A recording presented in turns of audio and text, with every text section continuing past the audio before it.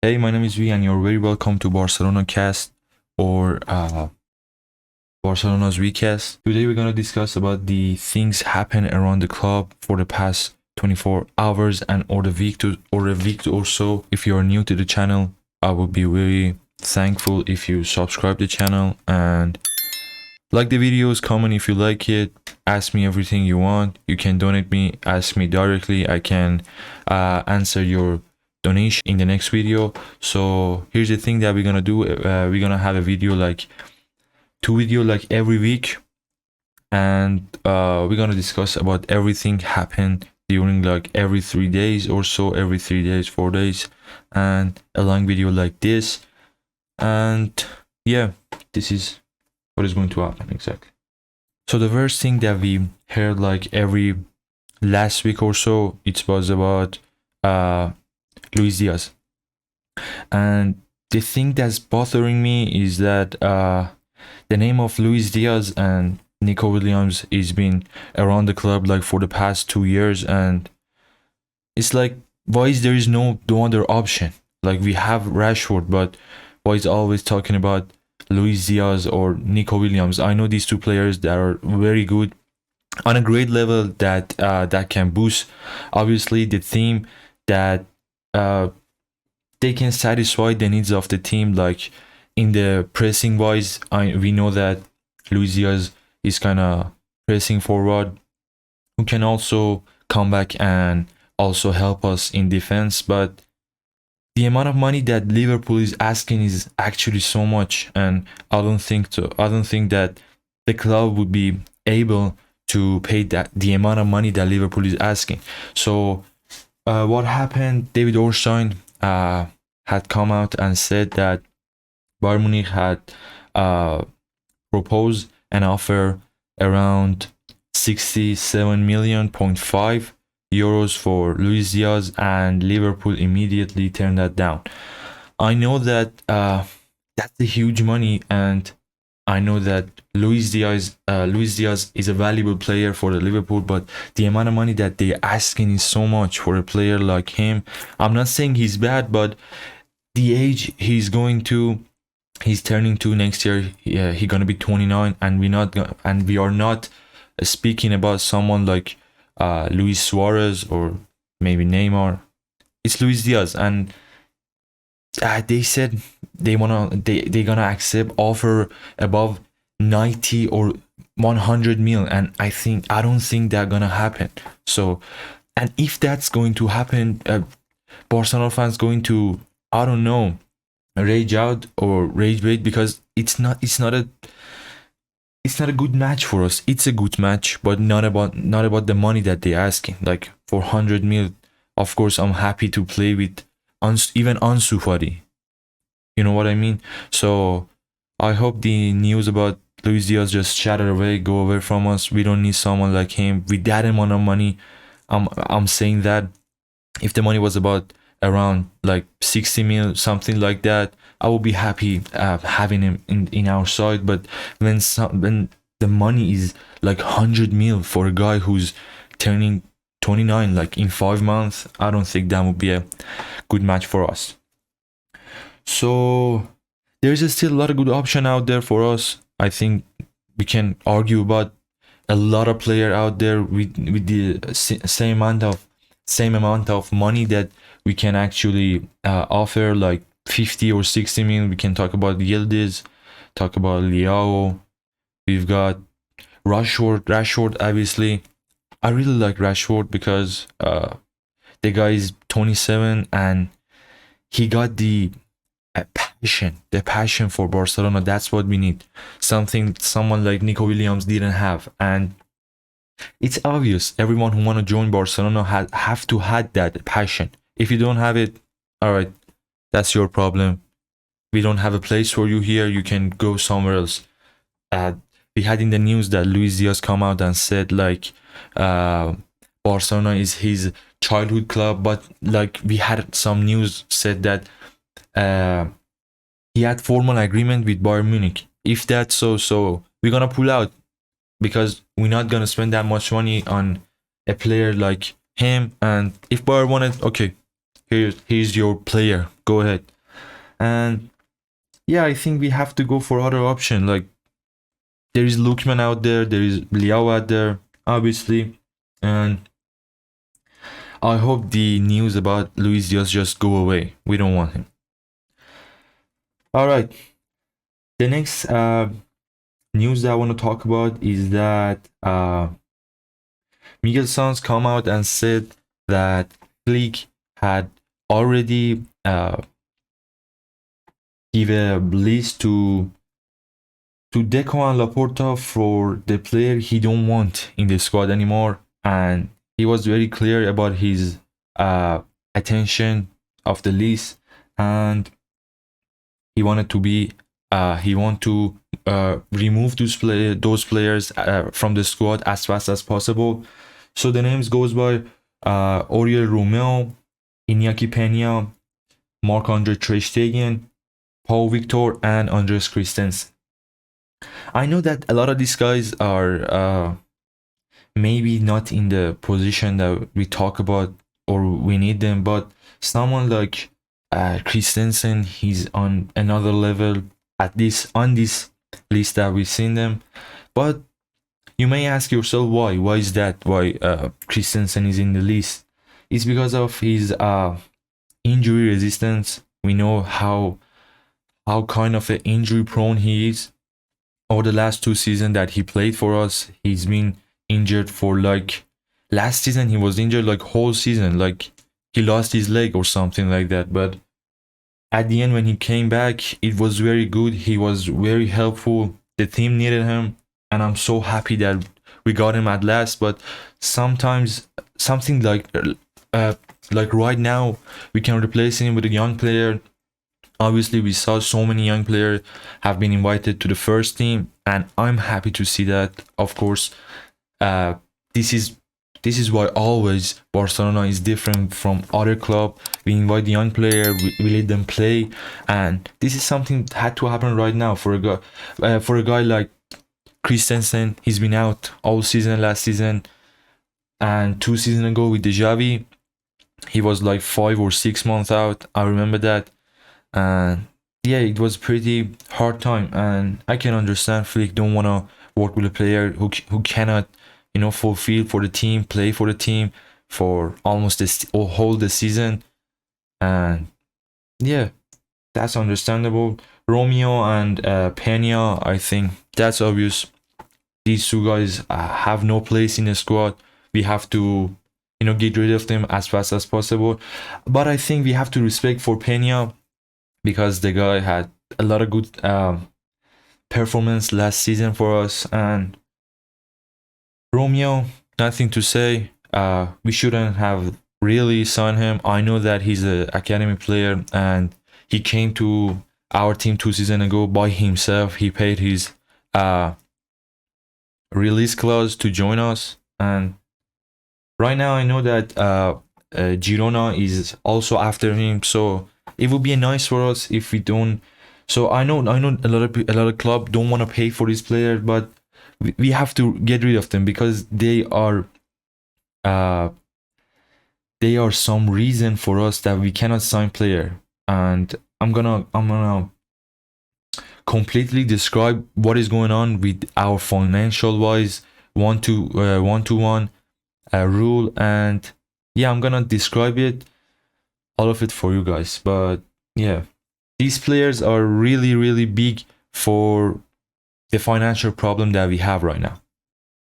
The next name is ter Stegen, and we all know he has to leave. We signed Juan Garcia, and I know he came out and said like, I want to fight for my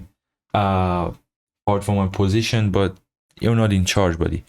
If the decision have been made from like months ago, you have to leave. Okay, if you say you have to sit on the bench, something like that, you're not gonna play week in, week out, because we also renewed Szczesny's contract. So that is obvious. That Szczesny is going to be the second goalkeeper, Juan Garcia the first one, and you don't have a place in here. And ter Stegen has a very, very, very big impact on signing Juan Garcia. So as you know, we paid release clause for Juan Garcia, but he's a Barca player, but we cannot actually register him. That's why, because there's a list of money that it goes to 1 to 1 that I said that I'm gonna describe it for you all. And Ter Stegen has a big impact. Overall, Ter Stegen has a big impact on Juan Garcia being registered for us. So we have to get rid of him as fast as possible as well. But he's a great guy, you know. He had a history with us. He was some kind of champion for us, but right now he's out of shape. He know that, and he know he's not gonna play for us. So I think the best would be for every parties as well as him to leave the club. Okay, that would be nice for him, and I hope that will happen for us. So the next thing that we're gonna talk about is Sports said that there is a contract going on between Barcelona and Congo, the country that they are going to be a sponsor for us, and the RCDE sign going to be on one of our shirt for the next season, and they're gonna pay us about 40 million euros, and yeah, that's a good amount of money. I think good business as well. It also help us getting back to 1-1. Last but not least, we have again another reason why Ter Stegen has to leave the club. Today was the third day that the team came back to the training, and Ter Stegen also trained alone for the third day in a row. And you know what I mean. If you're not gonna play for us, if you wanna leave, you have to do it as fast as possible. You're actually destroying the peace that we have right now inside of the club. And the thing that I'm thinking about is we have to get rid of these players who are toxic for the club, for the fans, for the peace of the club. So we had another news about Marc Bernal came back to the training with the team for the first time after the injury he got. We are so grateful to have him back. We know last season was a disaster when we thought like we have no one to step out for the defensive mid position, and when Casado came out and performed like amazingly, we all have a relief. And now we have him back in the squad. That will be a great option for us to, shuffle the squad, shuffle the player, choose different kind of midfield for the team, and test everything out.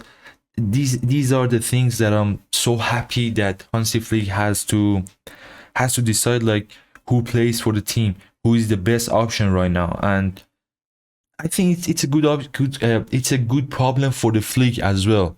So he's in charge to decide like who plays.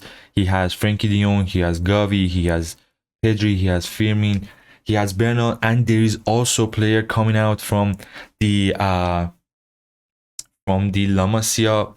We have Kim Junior, we have the Fernandez, and a lot of more players that I'm gonna talk about fairly in the next videos. I promise you that. And yeah, there was another news about Lamin getting the number 10, and that would be a nice thing actually, to be honest, because he's a great player and he showed that, and the number is his right now. Number 10 is his own legacy. We have to say that, like we did with Farid. It's right that it didn't came out really well, but we have to give this player kind of hope. Not just Lamine. We know there is a lot of player fighting inside of La Masia for that shirt. There is a dream out there for every young kid who wants to play for Barcelona, wants to play for that number 10 shirt. We have to give it to Lamine to, get more kid out there obsessed with that shirt of number 10 of Barcelona. We know that before Lamine, there was a lot of guys, a lot of big guys played that in that shirt, and he's going to be in the next. But he has to act very mature right now. But I know that a lot of things happened with his birthday party, but we don't have to talk about that right now. We don't have to discuss it as much as, you know, the other people have make it a big deal. He's a young kid and he wanna party. We know that, and let's just forget about it. It's not that big, but the club have to be very, very careful with his action because he's a young kid. He's actually under 18. He's turned 18 right now, but you know, but he's not mature at all. I'm 20. I like, as myself, I'm 20. I don't think I'm a mature man. You know, everything happened around me and I don't know what to do exactly. Like, he's 18. When I was 18, I didn't know what I want to do with the life. But he is in a position that is very great for him. He's a big player. Like, imagine you're being 18 and you be nominated for the Ballon d'Or. That's a great shout out there. I don't think that this happened to Messi or Ronaldo, but to me, happening this for a guy like Lamine Yamal, that's a great thing. But the club have to be careful with his action, with his steps, and yeah, I think Flick has to talk to him like he did last year. Talk to him again, make him understand what is this shirt that he's wearing on right now. He's a player for the people. I know he has to, like, they are not a robot for us, but he has to, you know, respect the name of the club, respect the fans out there, and you know, you don't have to do certain things, you know, having your party. You can have party, you know. He can have Messi as a great example out there, because we know that in the years that he was in Barcelona, there was absolutely no problem, like media, anything. You never had news like him around girls, parties like this. And yeah, man, I actually miss him so much.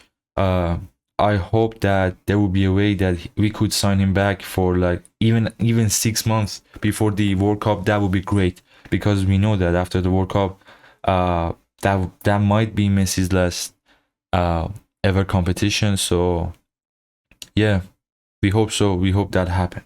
Okay, guys, that was it. That was pretty much it. I talked about everything, every news that have been out for today or the last week, and I'm gonna do the same for the next like 2 or 3 days. I'm gonna wrap up the most important news out there, and I'm gonna put them all in one video like this, and we're gonna upload like every 2 days or so, every 3 days, maybe every 4 days. Depends on the way that news came out. And this is actually the way that we're gonna work for the preseason. But after that, I'm gonna promise you, for the season to come, we're gonna have like every pre-match video, every after the match preview, like wrap up everything happened in the game, like rate the players, something like that.